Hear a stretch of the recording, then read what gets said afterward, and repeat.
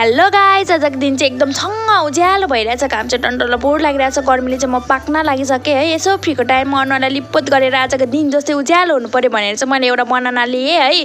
बनानाले तासिसकेर चाहिँ यसो काँटा चम्चीले काँचा किचिक किचाएर 1 चम्ची हनी एड गरेँ। चम्चीमा बाँकी रहेको हनीलाई चाहिँ मैले चाटचुट पारेर चाटेँ। यस्तो महँगो हनी खेर फ्याल्नु हुँदैन गाइज।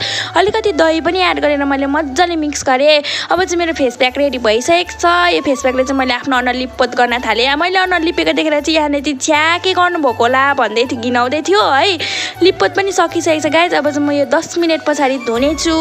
यसो चाटेको त गुलियो गुलियो हुन्छ गाइज, मिठो हुँदो रहेछ फेस प्याक त। अनि गएर मेरो मम्मीलाई पनि लगाइदिएँ। मेरो मम्मी त अलरेडी नै विश्वको सुन्दर आमा हुनुहुन्छ र पनि लगाइदिएको नि गाइज।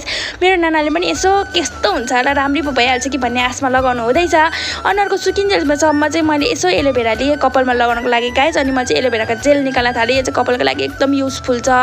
एलोभेराको जेल निकालिसकेर चाहिँ मैले फेस वास गरेँ। हेर्नुहोस् त म कस्तो राम्री भएँ भनेर चाहिँ भन्न सक्दिनँ गाइज। म त जस्तोको तस्तै छु। एकचोटि लाउँदैमा कहाँ हुन्छ र, तपाईँहरू पनि एकचोटि ट्राई गर्नु होला गाइज। अब चाहिँ म कपाल नुहाइसकेर चाहिँ एलोभेरा जेल कपालमा एड गर्न थालेँ। यो चाहिँ कपालको लागि एकदम राम्रो हुन्छ। हेर्नुहोस् 15-20 मिनट पछाडि राखेर चाहिँ म धोइ पनि सकेको छु।